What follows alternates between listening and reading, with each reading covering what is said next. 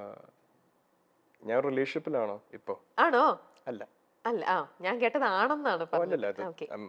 Framing my own question. Okay. So ഞാനൊരു റിലേഷൻഷിപ്പിലാണോ? ഉം. അല്ല. ഉം. എനിക്കൊരാളെ ഇഷ്ടമാണോ? ഉം. തീർച്ചയായിട്ടും എനിക്കൊരാളെ ഇഷ്ടമാണ്. ഉം. എന്റെ കല്യാണം ഉറപ്പിച്ചിട്ടുണ്ടോ? ഉം. ഏയ് ഇല്ല. ഉം. എനിക്ക് അതിനുള്ള പ്രായമോ പക്വതയോ. എത്തിയിട്ടില്ല. ഇപ്പൊ ഞാൻ മാധവ് സുരേഷ് 24-ാം വയസ്സിൽ ആ പ്രായത്തിലൂടെ എത്തിയിട്ടില്ല. ഉം. 24-ലും 21-ലും 18-ലും വരെ പക്വത എത്തുന്ന ആൾക്കാരുണ്ട്. ഉം. ഞാൻ ഒരു പുതിയ കരിയറിലോട്ട് വെഞ്ചർ ചെയ്ത് കയറുവാണ്. ഉം. അതിന് അതിൻ്റെതായ സ്ട്രഗിൾസ് ഉണ്ട്. അതിലൂടെ ഞാൻ ഒരു ഇൻഡിവിജ്വൽ എന്ന നിലയിൽ എന്നെ തന്നെ ഫിഗർ ഔട്ട് ചെയ്യുകയാണ്. ഉം. സ്റ്റെബിലിറ്റിയും സമാധാനവും ലൈഫിലോട്ട് വരുന്ന സമയത്ത് ഒരു പാർട്ട്ണറിനെ ഏറ്റെടുക്കാനുള്ള പക്വത എനിക്ക് വന്നാൽ ഉം. ആ സമയത്ത് ഞാൻ ആലോചിക്കേണ്ട ഒരു കാര്യമാണ്. റിലേഷൻഷിപ്പ് ആയാലും മാരേജ് ആണെങ്കിലും kids everything that follows, it's for that point. ഉം. ഇന്ന് മാധവ് സുരേഷ് ഒരു കരിയറിലോട്ട് വെഞ്ചർ ചെയ്ത് കയറിയിരിക്കുന്ന ഒരാളാണ്. ഉം. സ്വന്തം ജീവിതം സമാധാനമായിട്ട് ജീവിച്ചു പോകാൻ നോക്കുന്ന ഒരാളാണ്. ഓക്കെ. അതേ സമയത്ത് പ്രേമമൊക്കെ ഉണ്ടാവാം, ഏതൊരു മനുഷ്യനും ഉണ്ടാവും. അതെ.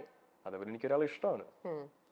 അത് സബ്സ്റ്റാൻഷ്യൽ ആയിട്ട് സിഗ്നിഫിക്കൻ്റ് ആയിട്ട് വന്നു കഴിഞ്ഞാൽ നാട്ടുകാർ, ഞാൻ അറിയും. നേരത്തെ പറഞ്ഞ പോലെ അന്നേരം അറിയും. കുടുംബക്കാരും ഞാനും അറിയിച്ചോളാം. അറിയിച്ചുള്ളൂ. ഇപ്പോ നമ്മുടെ സെലിബ്രിറ്റിയുടെ പേര് തന്നെയാണെങ്കിൽ പോലും ദിലീപേട്ടന്റെ മോള് മീനാക്ഷിയുടെ പേരിലും ഒക്കെ കുറെ നിങ്ങളുടെ തമ്മിലുള്ള കല്യാണം തീരുമാനിച്ചു വിത്ത് ഫാമിലി ആയിട്ടുള്ള ഫോട്ടോയും കാര്യങ്ങളൊക്കെയാ വരുന്നത്. എന്തൊക്കെ റൂമേഴ്സ് ഓരോന്നും പറഞ്ഞ ആൾക്കാർ, അതെ വേറെ എന്തിനൊക്കെയോ പോയപ്പോഴത്തെ എവിടത്തേക്കോ ഫോട്ടോ എടുത്തിട്ട് ആൾക്കാർ വെറുതെ ഇട്ട് ട്രോളും ഓരോന്നും പറഞ്ഞ് ഓരോ റൂമേഴ്സും വരുന്നുണ്ട്, വേറെ ഓരോന്നും പറഞ്ഞിട്ട് അല്ലേ? മീനാക്ഷിയുടെ കാര്യം പറയാനാണെങ്കിൽ ഞാനും മീനാക്ഷിയും ഉം. വളരെ നല്ല ഫ്രണ്ട്സ് ആണ്. ഉം. നമ്മൾ ഏകദേശം ലൈഫിന് ഒരേ പേഴ്സ്പെക്റ്റീവ്, ഏകദേശം മാധവും മീനാക്ഷി എന്ന് പറയുന്നത് ആണും പെണ്ണും വേർഷൻസ് ആണ് ആണല്ലേ? എന്ന് പറയാൻ പറ്റും. പല സെയിം കാര്യങ്ങളിലും ബിഹേവിയർ അതിന് സംസാരിക്കുന്ന രീതിയാണേലും സെയിം. അങ്ങനെയുള്ള ഇതാ. നമ്മൾ ഓക്കെ. അടുത്ത സുഹൃത്തുക്കളാണ്.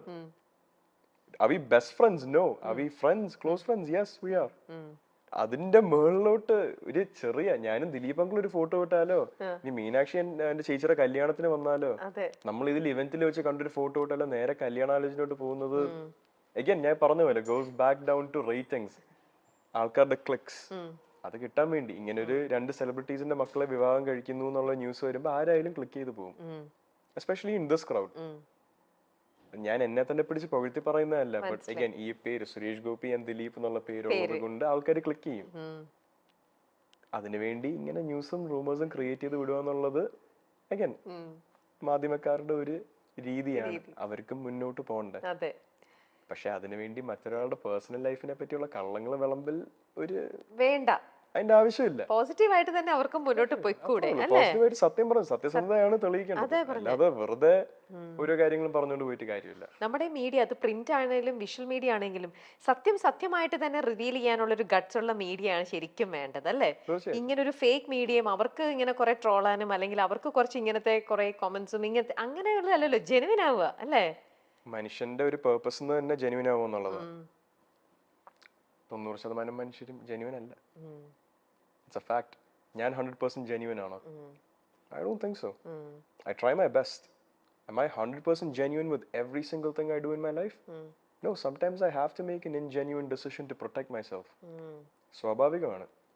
പക്ഷെ നമ്മുടെ ലൈഫിന്റെ കോർ തന്നെ ഇൻജെന്യൂനിറ്റി ആക്കരുത്. എസ്പെഷ്യലി മറ്റാൾക്കാരുടെ ജീവിതത്തിനെ പറ്റി സംസാരിച്ച് അല്ലെങ്കിൽ മാസ് മീഡിയയിലോട്ട് ആക്സസ് ഉള്ള ആൾക്കാരാണെങ്കിൽ don't go spreading rumors, don't go spreading lies. സത്യം പറയാ, അതാണ് മീഡിയയുടെ ഉത്തരവാദിത്വം.